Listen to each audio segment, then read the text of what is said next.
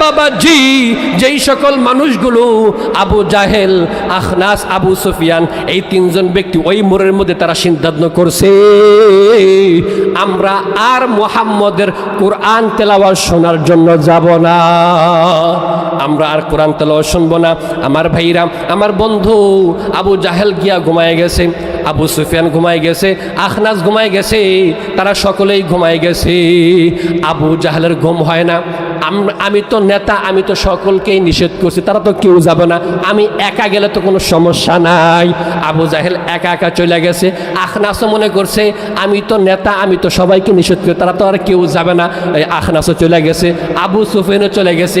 এই মনে করে সকলে চলে গেছে। নবীজি রাত্রে কোরআন তেলাওয়াত শুরু করছে। নবীজি তেলাওয়াত করতেছে, তারা শুনতেছে।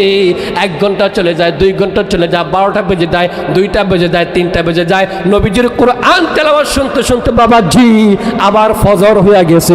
আওয়াজ দিয়ে বলেন মারহাবা।